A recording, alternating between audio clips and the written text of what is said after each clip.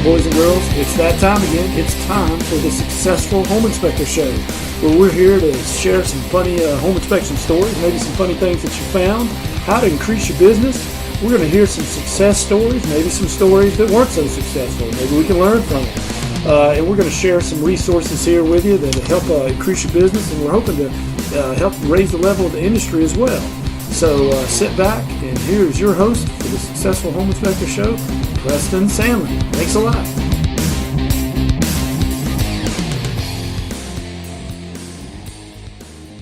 Are you struggling to make your home inspection business grow? Well, have I got the answer for you. Homeinspectionflyers.com. At homeinspectionflyers.com, you get 5 flyers a month. There are 3 sales flyers and 2 recipe flyers. And you can customize them to exactly what you want. And these make great flyers when you go to the offices to put in their boxes, especially if you're doing like candy bowls or something along that nature. Like I said, it's 5 flyers a month for $29.99, and they're very creative. And you just put in your information. They come as a publisher file, and you just put in your information, and then you send them off to get printed. You can send them off online, and you can get color copies for less than 10 cents a copy. It's a great way to go. I went from being a 1-man home inspection firm to a 7-man home inspection firm on this one strategy alone. So try it today. Homeinspectionflyers.com. Thanks. Well, hey, folks, we got a special treat for you today. I am here with Miriam Saliba. She is co-owner of the only fully female-owned and operated inspection firm, Inspect It Like a Girl, in Jackson, Mississippi, and we are very fortunate. I know Miriam, and I know she's going to give you guys a bunch of gold nuggets today. So, Miriam, how you doing today? I'm great, Preston. I'm great. Well, tell us a little bit about you, because we'd like to get to know you personally. Sure. Well, when you own your own business, you don't have much of a personal life once you own that business and it's successful. But I'll kind of give you a little bit of a background on me. I grew up in Texas. I'm a Texas girl, and I know there's a lot of Texans out there that will be upset that I say this, but not everything's bigger in Texas. I love Texas, but I've been several other places. And anyways, I grew up in Texas. I'm married to the love of my life, and we have 3 kids. They have 4 legs. No 2-legged children. They're all rescue dogs. And, oh, cool. But our inn is full, so don't touch base with me and say you have an animal for me to take in. We have a full house. No more. 3 and done. I hear you. My daughter, if it was up to my daughter, we can't even go to the pet store because she wants to adopt every animal there is. I know it. On Facebook, when people lose their dogs, I share it to try to help them find the owner or a new owner, but that's the best I'm going to be able to do. So yeah, I did the same thing. So yeah. So tell us, so how did you get into home inspection? Not many of us grew up, and I love your accent, by the way. I'm country too, and I love that. And I always tell people, the thing about Southerners is people think because they talk a little slower that they're maybe not as, but see, that's the deception. If they talk slow, but their mind's moving pretty fast. So tell us, Miriam, how did you get into this business? Well, when I was a kid, I wanted to be the first woman in the NBA. It was before the WNBA had started. I was a huge Michael Jordan fan, and the problem was I'm 5'3", and I'm really small. It's not necessarily good for a basketball player, but it's great getting in and out of attics and crawl spaces. But I wanted to be one so bad that I would stick my tongue out when I shot the ball, thinking that I was like Michael Jordan. If I stuck my tongue out, I'd be as talented as Michael Jordan. Didn't necessarily work for me, but I fell in love and moved to Mississippi, and I was in Arkansas prior to that and was making a really good living. And but I got kind of up as far as I could in the corporate world, and I just was getting raises, 2% cost of living raises, and doing the job for several people, and I just got really frustrated. Sometimes people just work better owning a business. There's pluses and minuses to both, but I joined in with my partner, Pam. She started Inspect It Like a Girl. It was not called Inspect It Like a Girl at the beginning, but in 2003, she started the business. And when I moved here in 2010, I came on board because the economy hit to do marketing and PR. I've got a background in marketing and PR. And we switched our name to Inspect It Like a Girl, and our revenue doubled the first year. Wow. So, it was very exciting. But I absolutely love what I do.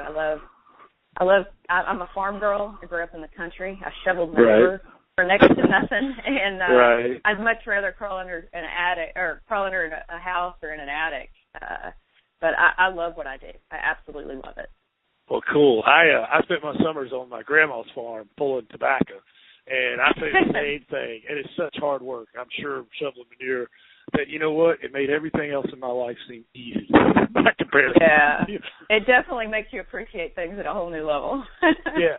Hey, I want to back up on two things, and I know I'm a talker. You might have to go on me, but two things. You were talking about being a basketball player.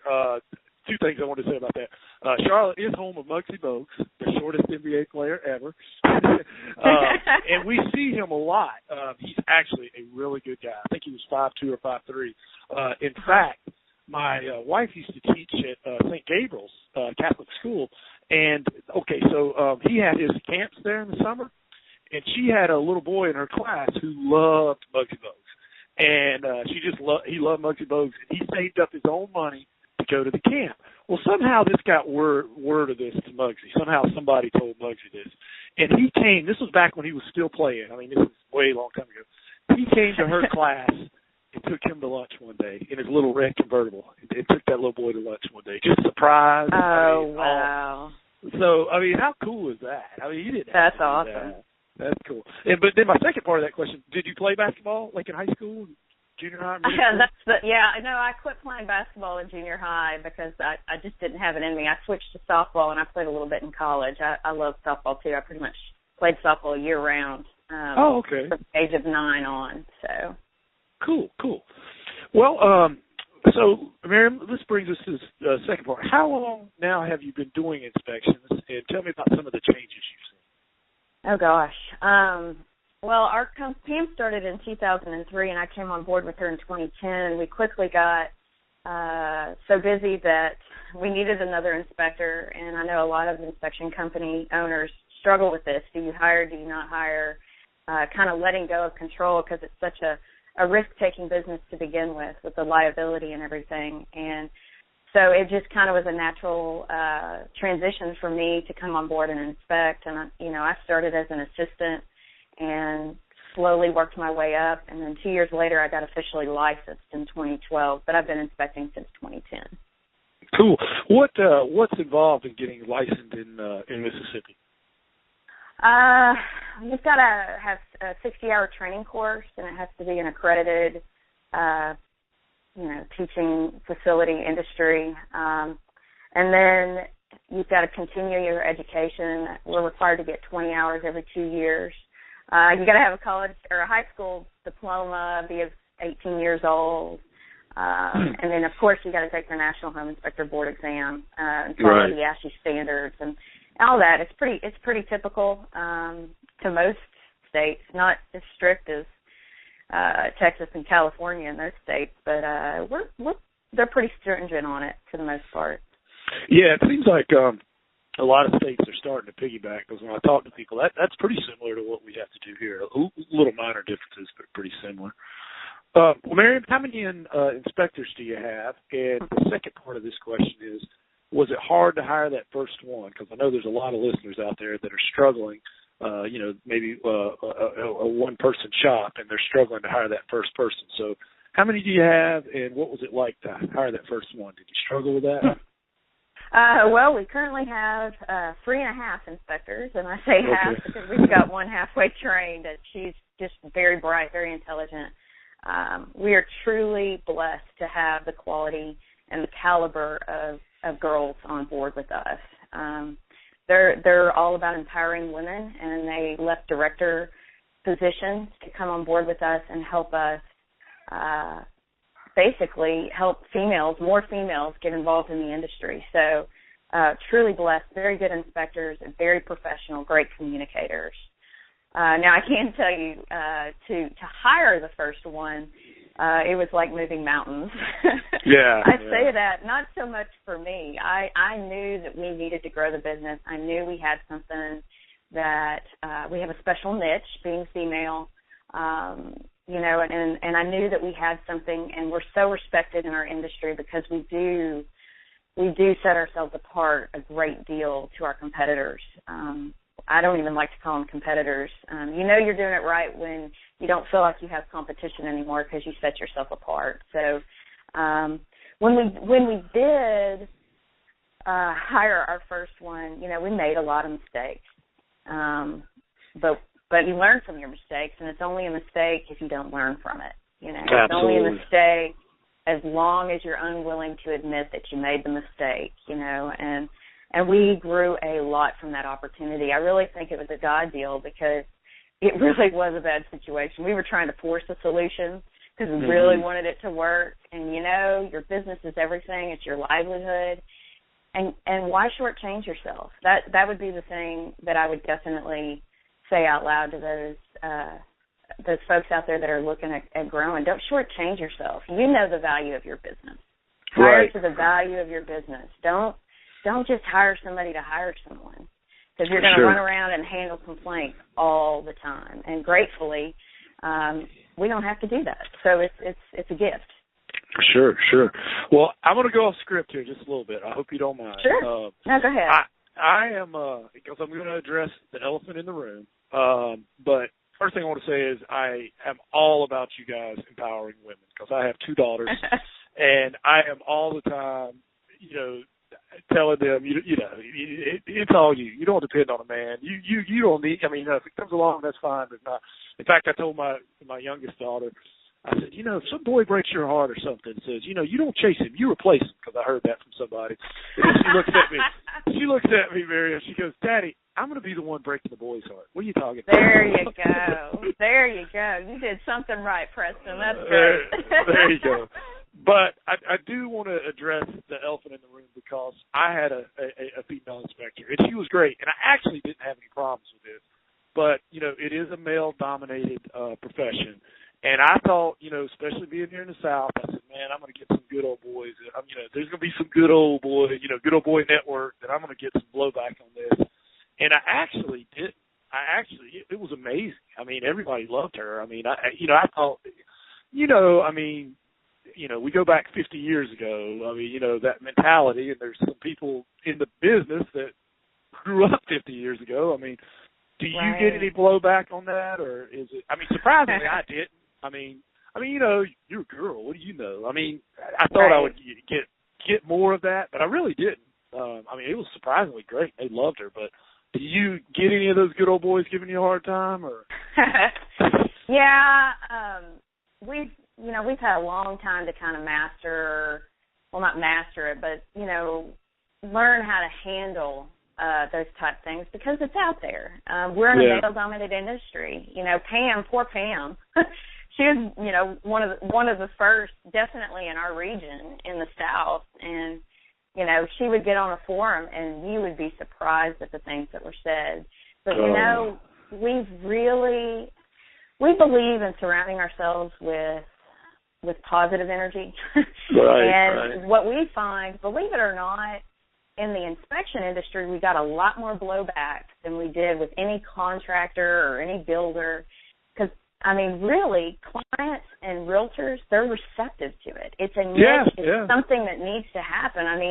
Realtors used to be mainly male, Now, over 70% of realtors are female, and 96% of all home buying decisions are made or influenced by females. So it only makes sense to have a female in there communicating with the client and walking them through.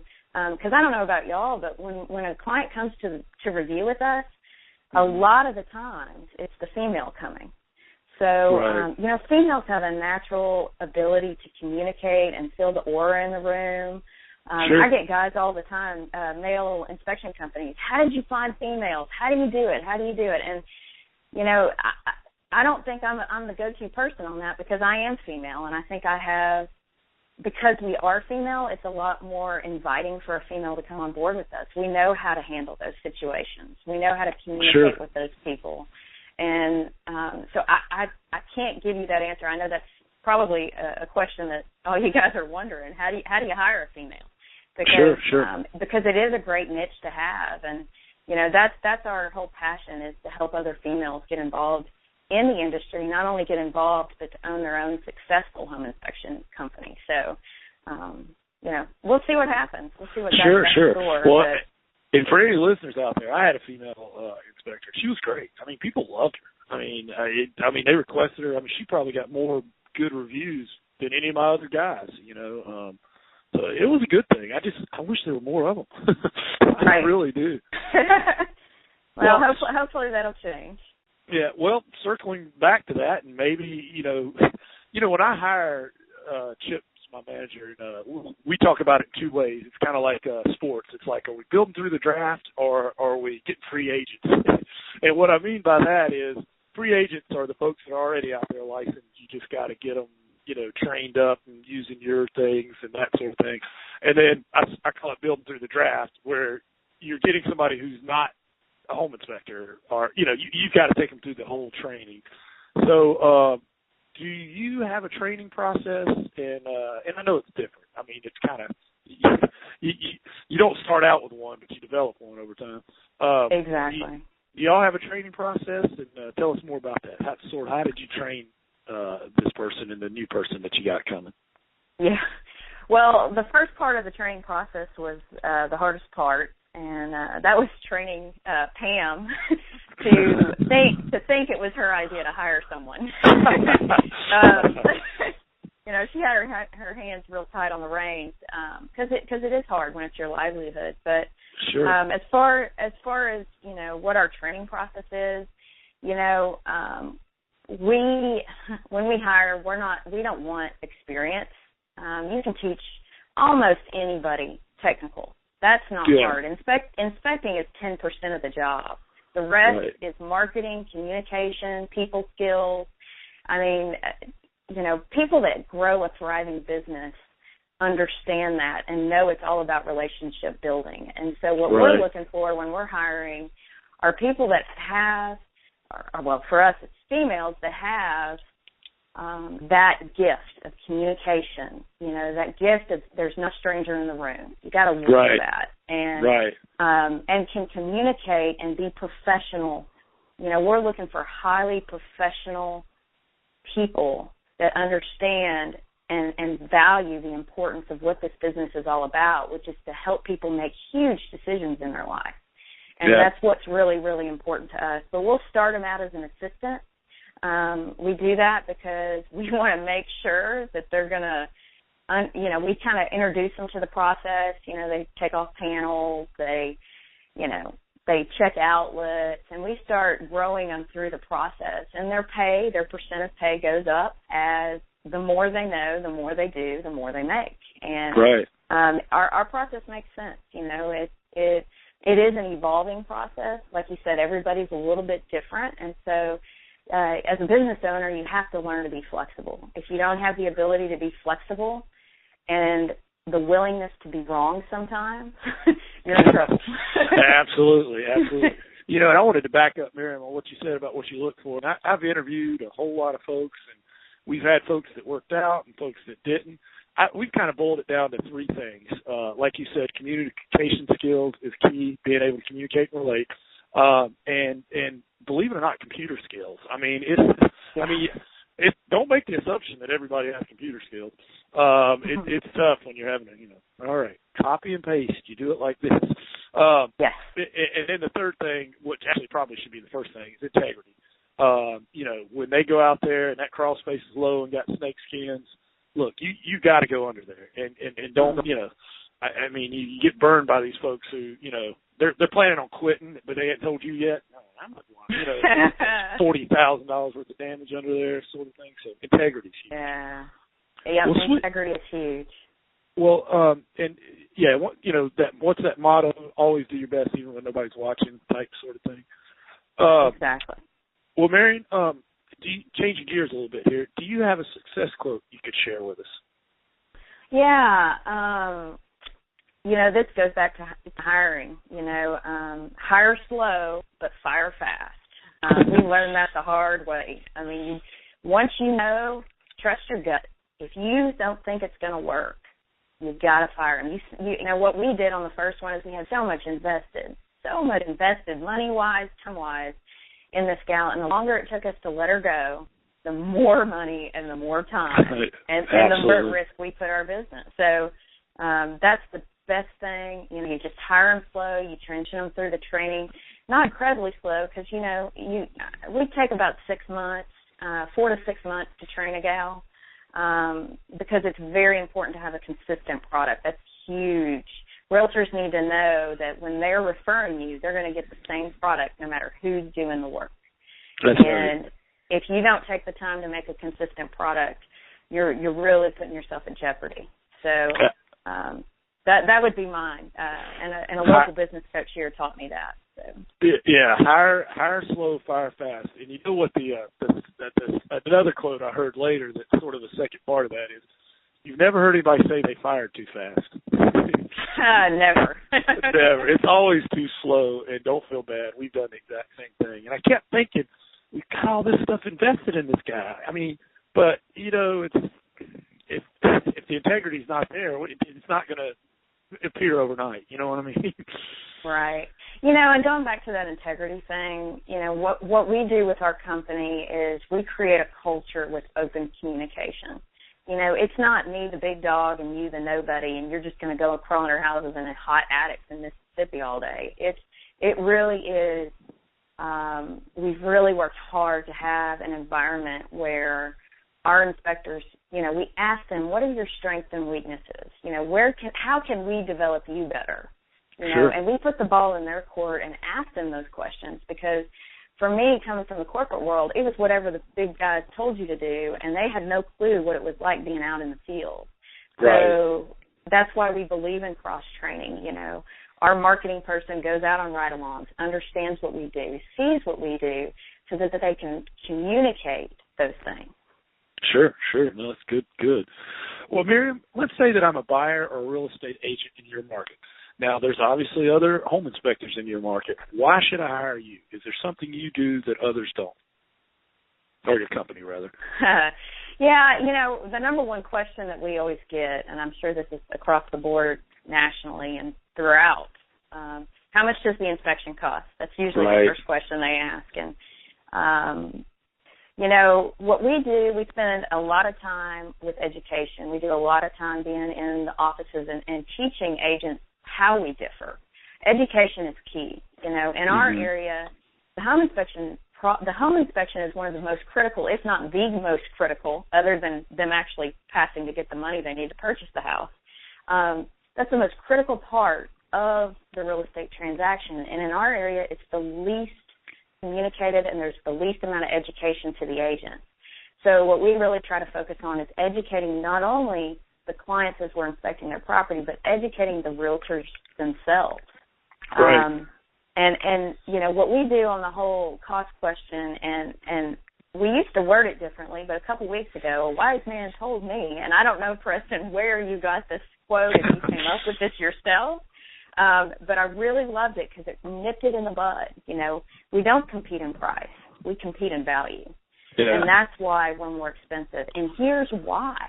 And then when you start going through it, we had a gal a couple weeks ago that said she scheduled the inspection with us. She had heard from like 5 of her friends that you got to use Inspect It Like a Girl. And she called to schedule it, and she called back, and she said, I'm going to have to cancel it. I found a guy that's $200 cheaper. And I said, okay. I said, that's no problem. And that's going to happen, especially with the economy getting big, growing. There's a lot of new guys coming in, a lot of people trying to undercut people's prices. And we're just not going to play that game. And we were very nice. We were very respectful. And, I just communicated, just make sure that gentleman, and I can say gentleman because everybody else around here is a guy, just make sure he's giving you the value on the purchase that you want. And, I told her a few things about the things we did, and she said, okay, well, she called back 2 weeks later and said, you know what, I made a mistake. This guy didn't call me back. You know, he still hasn't given me the report. You know, very unprofessional. You guys were home even before I had even spent any money. And she said, I want y'all to come out and inspect my property. So that's the biggest compliment you can get when your competitors sell your product for you. You know, it's a pretty nice thing. No, that was absolutely on point there. And I mean, you know, there's a reason a BMW costs more than a Nissan 210 or whatever. Exactly. You know, I mean, sure, you can buy a cheaper car, but does it have all the, you know, the options and the quality and that sort of thing? That's excellent. Good stuff. With that being said, just real quick, I want to touch on that. One thing we do is we want to make sure we work with a lot of high-end clients, but we want to make sure we can help everyone. We want to be able to lay our head down at night and know that we've done a good job for everyone. I'm a first-time home buyer. I'm still living in my first home, you know. Sure. And this business is all about building relationships. So it's important that you can still be competitive in price, where you can help everyone and be a part of everyone's life. Because the more relationships you build, the more people you work for, the more people you have an opportunity to inspect their property when they have so many kids they outgrow their house and they need a bigger house kind of thing. Sure. Yeah, it's a lifelong type thing. You know, something else, Miriam, that when I communicate to real estate agents, I say, you know, this is probably the biggest investment of most people's life. You know, it's like having eye surgery. If you were going to have eye surgery, do you want the cheapest person you can get to perform that surgery, or do you want the best? Or do you want the best? I mean, this is your eyesight you're talking about. So, you know, with your biggest investment, do you want the cheapest or the best value? You know, but anyway, we could talk about that all day. Well, Miriam, and I know this every time I get this question, everybody laughs. What spare time? And when you're in business for yourself, but when you do have a moment of spare time, what do you guys do in your spare time? Well, I absolutely love working in my yard.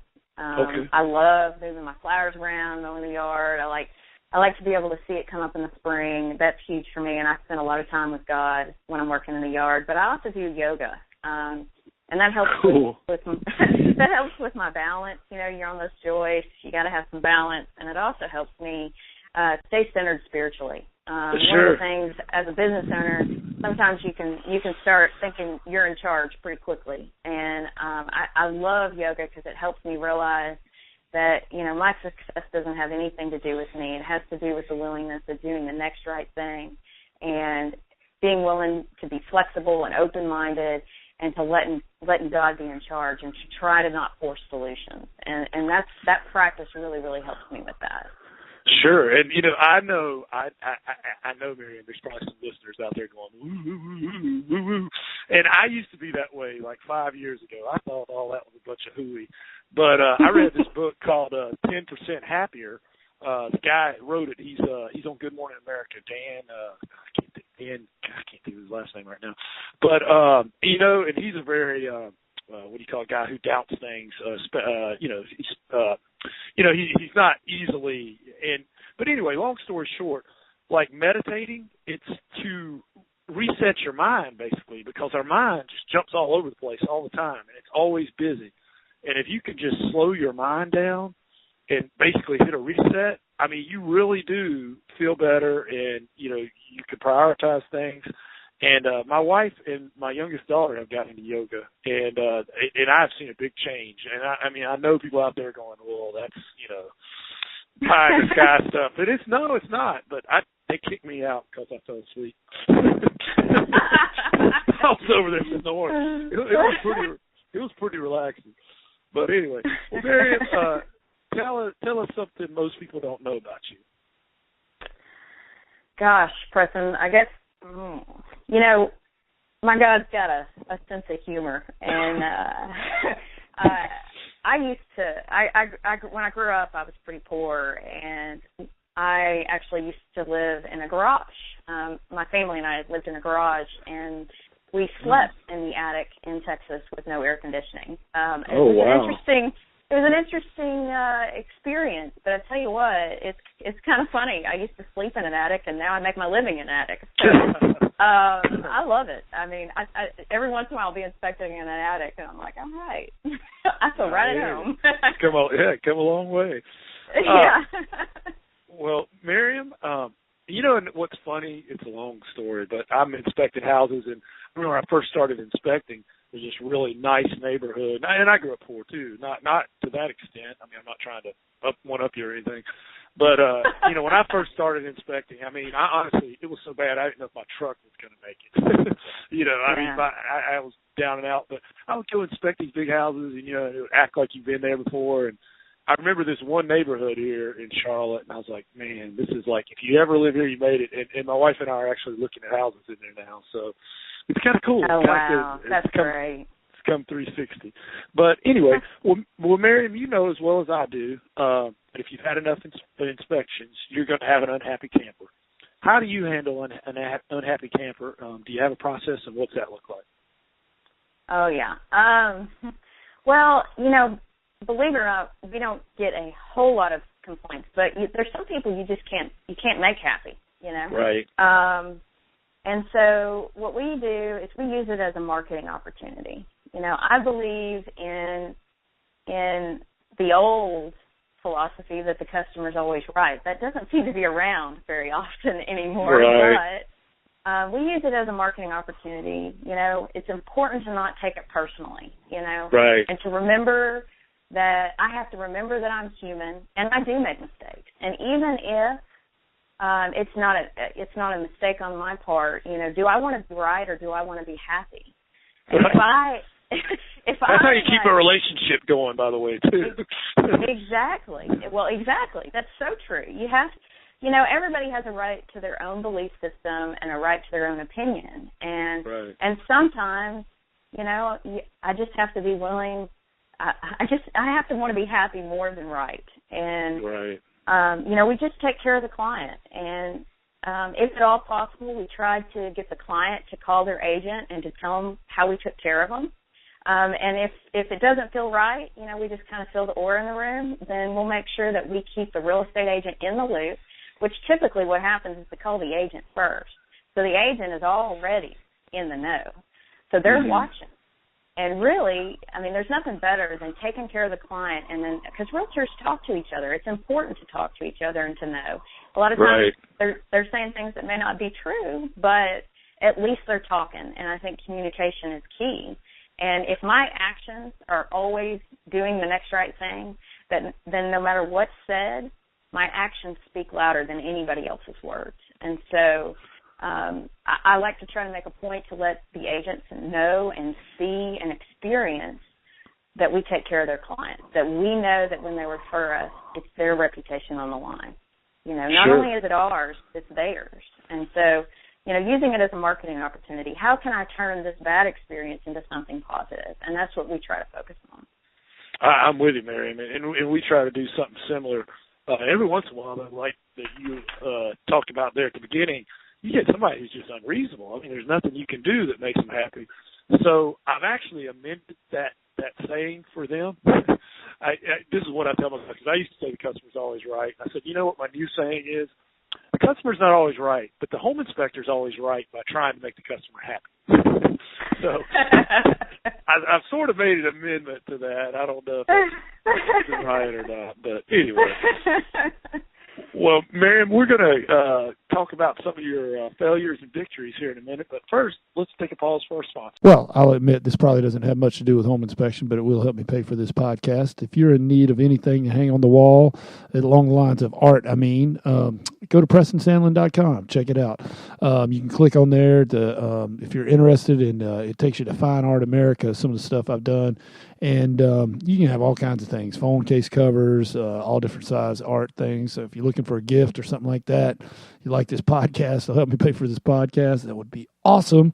And if you can prove to me that you bought something from it and I see you at a conference or something, I'll buy you an adult beverage. Thanks a lot. All right. Well, we're back here with Miriam. And, guys, listeners, I sure hope you enjoyed it, because Miriam is dropping value bombs all over the place. Miriam, tell us about a time that you failed. Take us there, and what did you learn from it?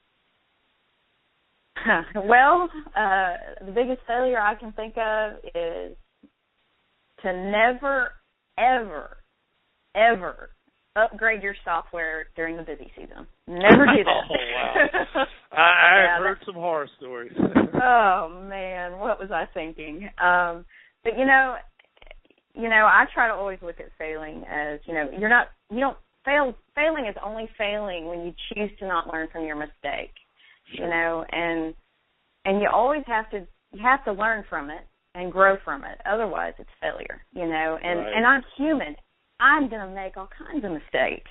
And if Right. I focus on the mistakes and don't shift my perspective to how can I do things different and what did I do right today instead of just focusing on what I did wrong, if I can look at what I did wrong, ask myself how I can do better, and actually take action on it and hold myself accountable, then it's not failing. All right, that's excellent, excellent. I might rewind that a couple of times. That's good. That might there's a quote from you, Mary. So now on the other end of the spectrum, we talked about failures or times we fell short.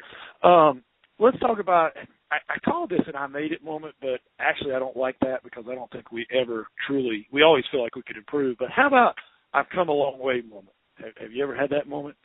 Oh, yeah. And I continue to, but I think the one that sticks out the most to me is when we made our first payroll, when we wrote those checks. And, it was just like, oh, my God, our dreams are starting, our vision is starting to come true. I'm just so excited to be able to help females be successful and be a part of something so big and an opportunity so big. It's really fun to watch it.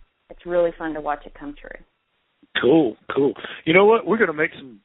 I like. Expect it like a girl pancakes just for you, Mary. My daughter said. That's great. I love it. We did Danica Patrick.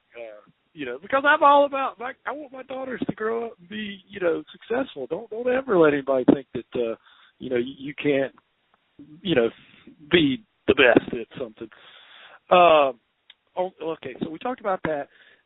Miriam, do you have a favorite book you could recommend to our listeners? And what is it about that book that appeals to you?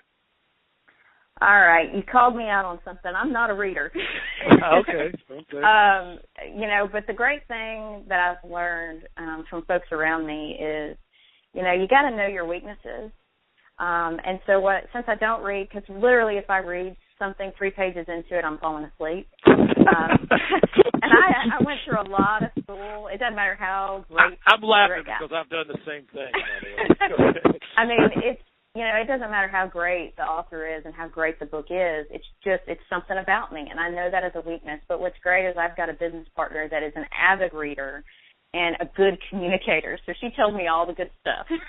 And cool. We kind of, as a business owner, you have to kind of delegate your time anyway. But I do listen to books on tape, and that helps when I'm driving on the road. So I'm always, when I'm on the road, listening to something that's going to help enhance me as a person individually or my business. And usually those coincide anyway. Yeah. But she's reading a book called Good to Great, and she's given me some great feedback on that. And that book is all about, what does it take to be a good leader? Right. It's not necessarily knowing where you're going. It's about having the right people on the bus.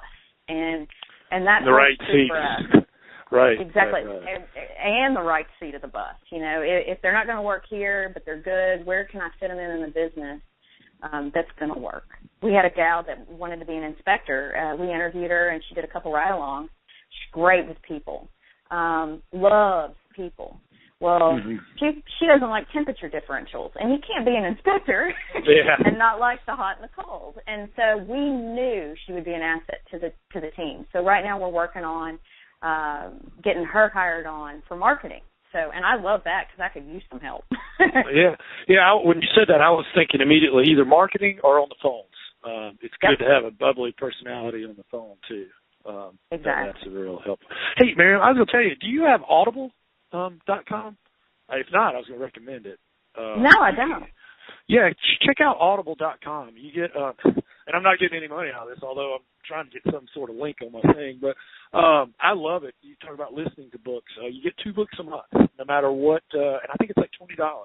Oh, wow. And you can listen to all the great business books and stuff. And, in the old days, I did the old tapes where I had, side A's to one, and I was searching for that other tape. And, this is all, you can load up 10, 12 books on your iPod, or whatever, your phone or whatever. And, nowadays you can play it right through your thing. But I would just check it out, audible.com.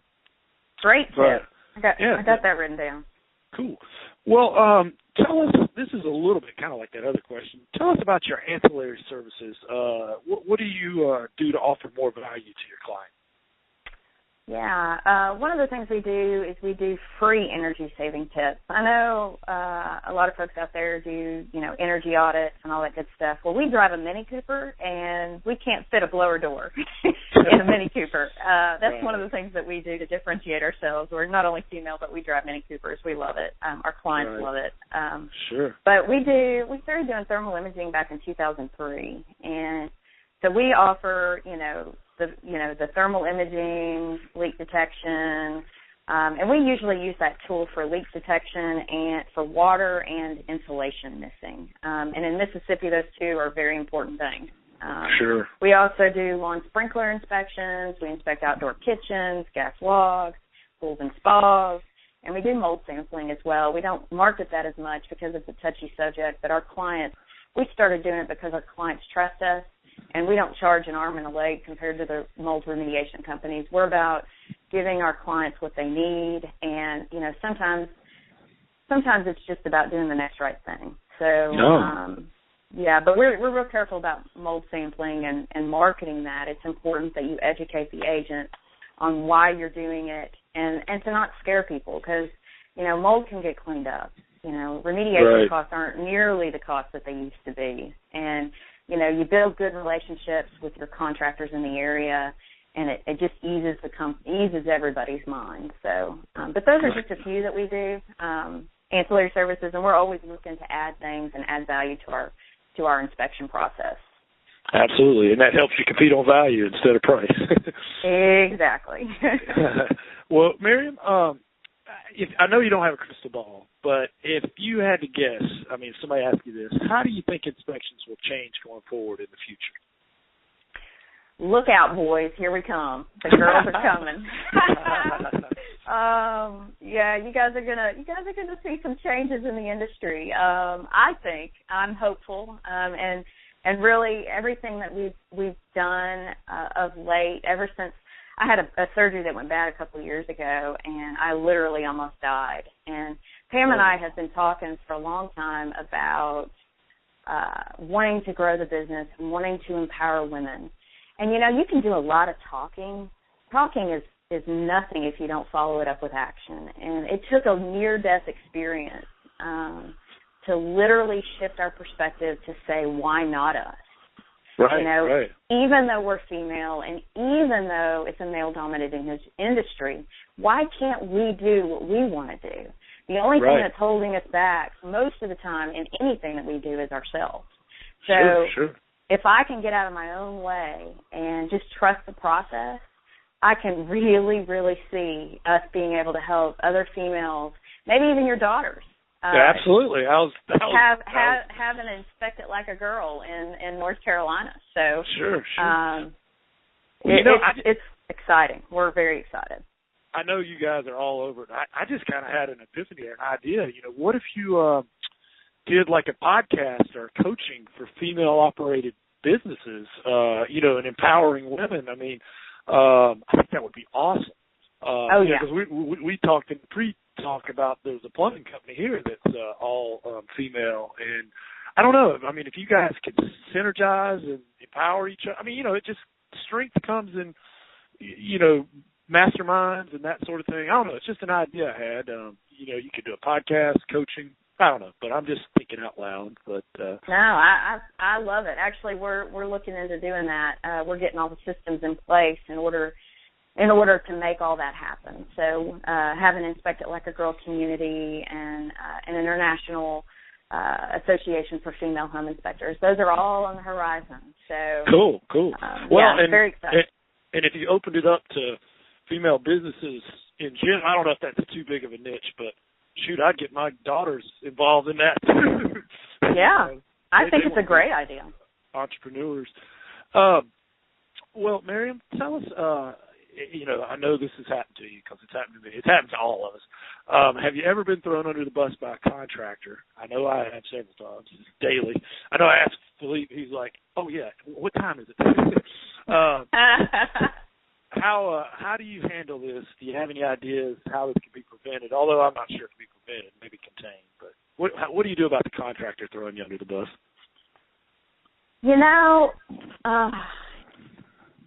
For us, we just don't have a whole lot of experience with that. I think maybe part of that is because we are female. We just haven't had a lot of experience. Now, we have had maybe, a listing agent or, someone, say a builder maybe. But, it's all about building the relationship. And if you can continue to be involved in the community, not just with the inspection community, but be involved with the Builders Association, be involved with the Association of Realtors, get involved in the community so they understand what you're all about and what you're not about. What is an inspection? What isn't an inspection? You've got to educate, and that's usually where, criticism and, quote unquote, throwing you under the bus kind of thing happens. And we've just been really blessed where we haven't had that experience, or we just haven't heard of those experiences happening very often. So Right. Well, now the second question's a little bit like that, but and I'm not really asking you a question as much as just more your opinions on it. One thing that really bothers me is some contractors, we talked about mold and things, that use fear to sell things, and the first one that comes to mind is mold, and I'm not saying all mold people are this way, but I have seen some where they go in and scare the client, and sometimes HVAC people. In other words, they use fear to sell something the client may or may not need, and that really bothers me when they don't need it. And then it also kind of is starting to put more liability on the home inspectors. And I don't know exactly what I'm asking here. I'm just maybe asking your opinion or your thoughts on it. Realtors have a strong lobby for their, business, and home inspectors don't. And sometimes I think there's a lot of infighting between home inspectors. I know I'm all over the map on this. But, I think we need to band together and get ourselves a lobby to protect our interest. And anyway, what are your opinions on all that? Or am I too far around the map?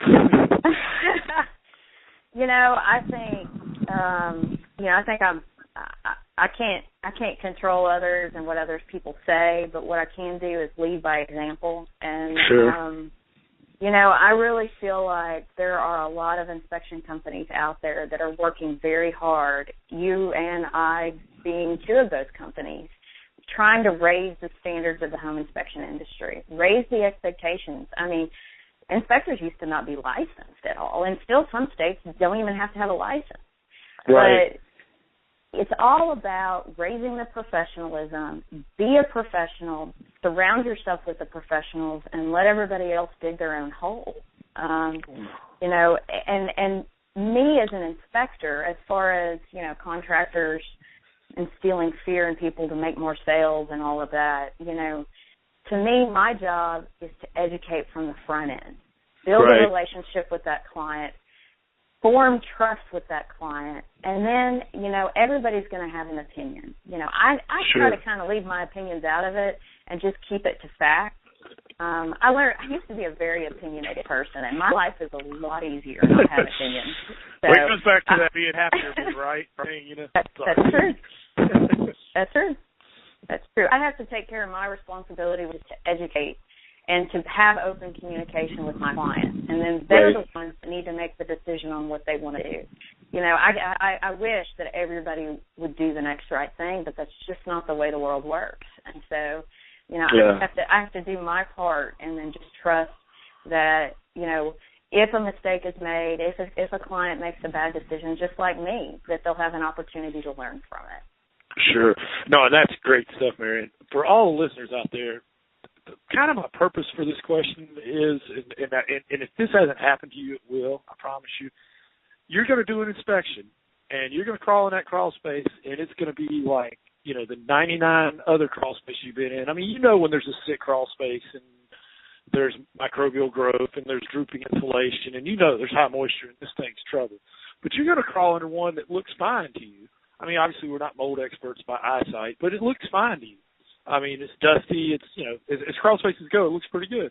And you're going to come out of there and you're going to write your inspection. And what's going to happen is about a month later, for one reason or another, one of these mold people are going to go under there and scare these people to death and tell them they got mold and convince them they need a $10,000 remediation and that you should have called it on one that was fine.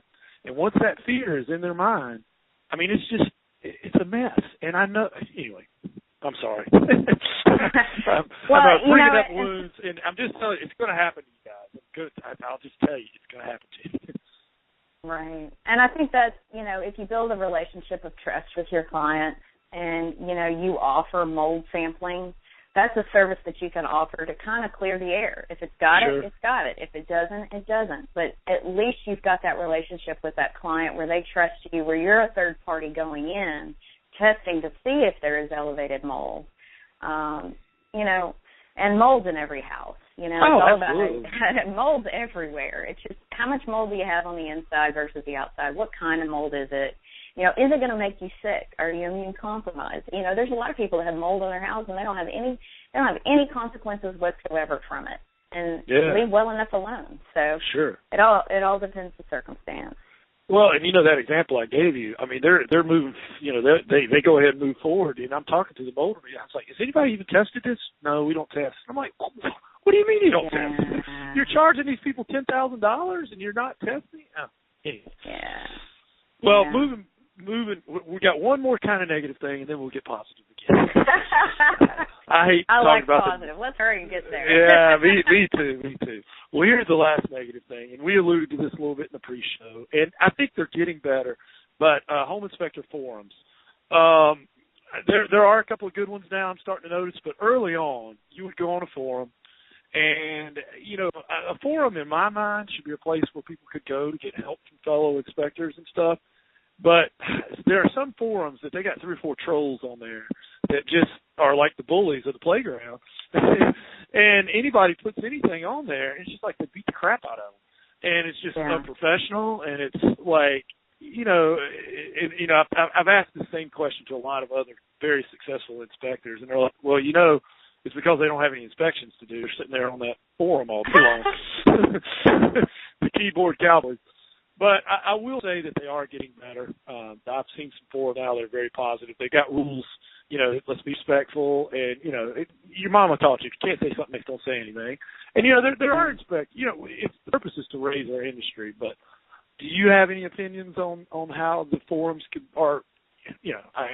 guess it all goes back to controller. But what's your opinion on that? Pam had a negative experience, and I touched on it, I think, early on, but she had a negative experience with forums being female at the very beginning. And so, gratefully, there was a local guy here that was very respectful and very helpful to her with questions. But I may inadvertently put a plug in here for Kevin O'Malley and his Homeowners Network. We don't get involved with forums. Because we don't have time. We're spending our energy in other areas. But as far as asking questions regarding an inspection or needing help, I love the Homeowners Network professional. I mean, anytime we're on an inspection, we ask the question, we take a picture of it, and a licensed technician gives us an answer. So I don't have to consider the source. I don't have to worry about if they really know what they're talking about. I'm going straight to a licensed professional, and granted, they may be wrong too, but at least it'll start me out where I can have tell my client, I saw this, and I asked a licensed professional what they thought. I'm going to put it here in the report, and then I'm going to do some more research and connect here locally with my guys. And if it's not in the report anymore, just know that I've been told that it's okay. But if it's still in the report, just know I'm going to educate you on what the circumstance is and how it can be corrected. Sure. And you know what we do, Miriam? You guys probably do the same thing, but any listeners, if you ever encounter something you're not sure about, I mean, and I tell all my guys this all the time, is, just tell the people at the inspection, I'm going to take pictures of it, measurements, write down any numbers. I'm not sure about this, but I'm going to research it. And by the time, I get the report out, which is the following morning for us, we'll have the answer. So exactly. I mean, you don't have to know on site. I mean, I think people have more respect for you and say, I've just seen something here that looks a little odd. It's not something I've seen before. I don't know. I've got to do some research, basically. and I think that's great. I think that's a good sign. That's exactly how we handle it. And to me, when you start acting like you know everything, you're in real trouble. That's the first sign of pride goeth, go positive. Enough of this negative stuff. I'm good with that. but with the caveat now, I asked this question. Remember, this is a G-rated show, Miriam. What is the wildest, craziest, or weirdest thing you guys have ever found in a home inspection? We've seen a lot of things. We're in Mississippi, but we saw a stuffed turkey one time. It was a guy. Obviously, his wife did not want him to put his hunting, his showing off of hunting in the actual house, and so he had stuffed his game and put it in the attic. We've also, of course, cats. They know how to go up but not down, and we had a live cat, and it was a pet, but it couldn't get down, and we used our Chick-fil-A breakfast to deter the cat and carry the cat down an 18-foot attic access ladder. It was an interesting day. It was a lot of fun. But wow! It being G-rated, those are the two that I know. Well, next time I see you at the conference, tell me about the other one. But speaking of that taxidermy or stuffed turkey, I had one. They had a daggone rattlesnake. Oh, wow. The guy had it on his desk, too. And I'm like, dude, every day you're looking at that thing? And, I mean, his mouth was wide open and his little rattle was had it up. And I was like, holy cow, man. That would scare the crap out of me, like literally and figuratively. So, anyway, Miriam, do you have a training or internet marketing resource you'd be willing to share with everyone? Man, or an app or something. There's so much stuff out there. As far as an app, I'd go back to Homeowners Network just because it's so beneficial as an inspector to have that right at your fingertips. And they even open it up to clients, which is awesome. Talk about being able to offer your client something that will really help you stand out from the competition, but also it's just a great service. I'd rather every one of my competitors give that to their clients.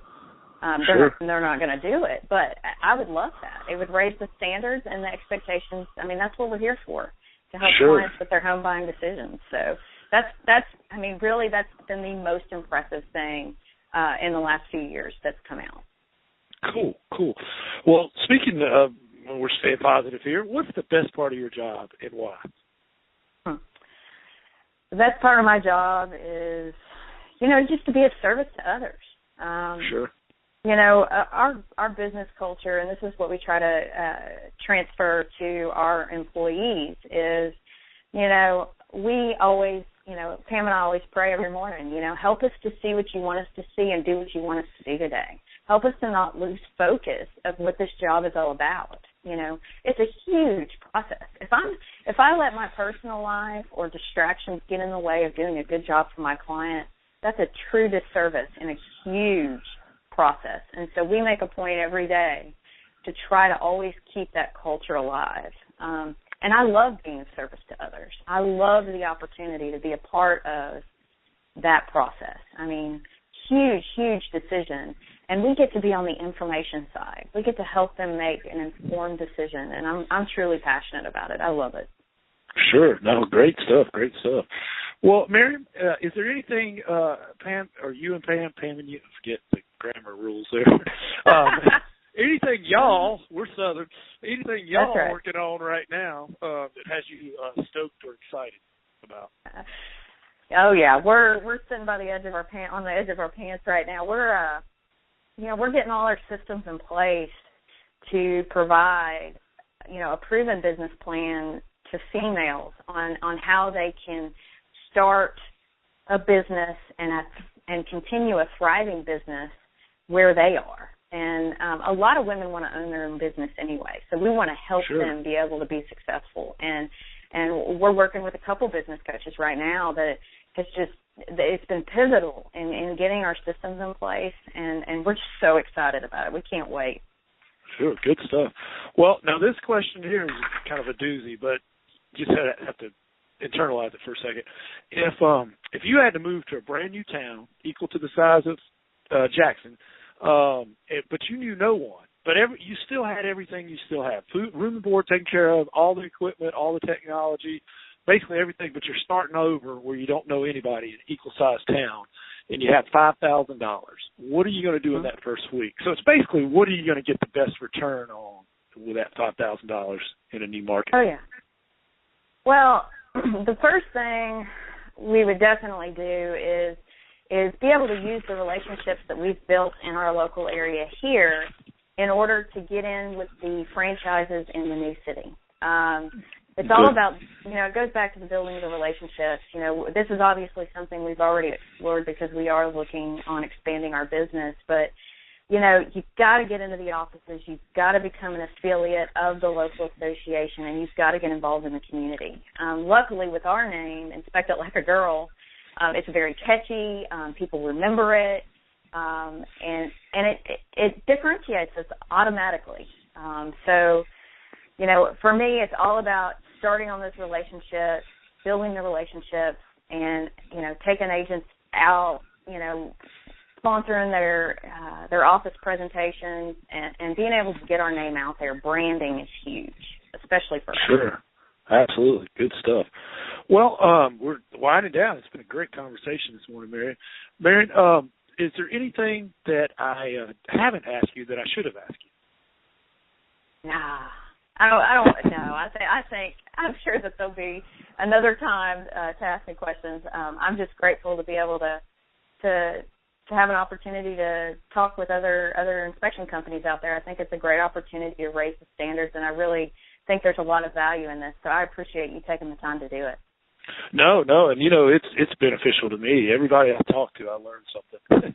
It's great, but I'm hoping. What I hope, Marion, is that we all, we spend a lot of time in our car, and like you said, I love listening to books and stuff, and I listen to podcasts. And there just wasn't anything on home inspection out there, so I thought, well, man, it'd be great if there was. So let's make it. But anyway, well, is there any question you'd like to ask me, Marion? I want to know where you get all those cool pants that you wear. All the cool pants. That started out as a bet. So I bet I wouldn't wear a crazy pair. Most of them are golf pants. There's Loudmouth puts them out, and then there's another one called Royal Awesome. But man, they're expensive. I mean, they're about $100 a pair. So my youngest daughter was taking sewing camp one summer.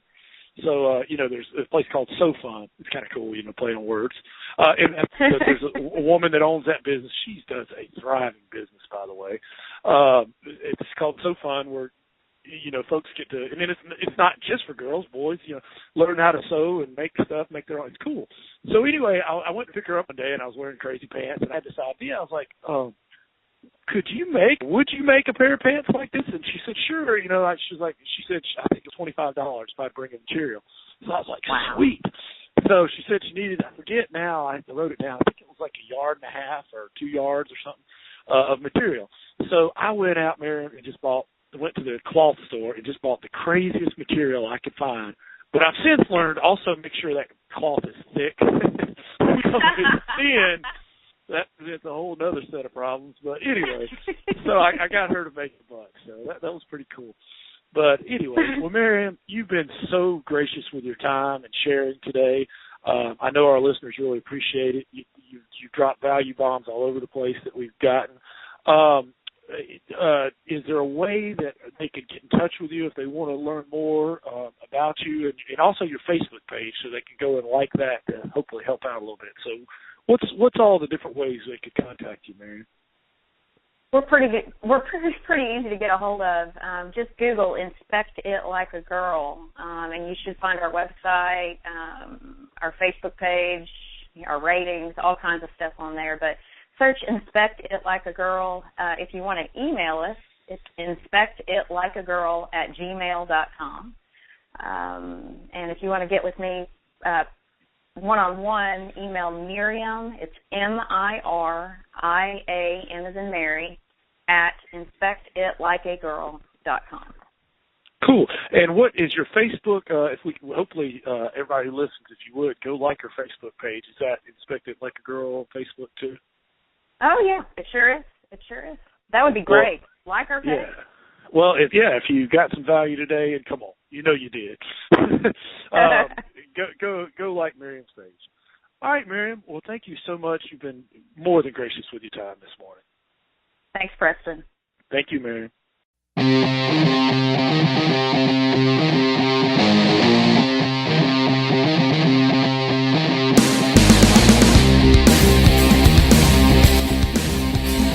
Thank you for listening to the Successful Home Inspector Podcast today.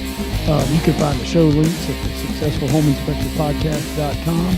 And tune in again next time. Check out their website for any special offers or books or anything of that nature. Thanks again.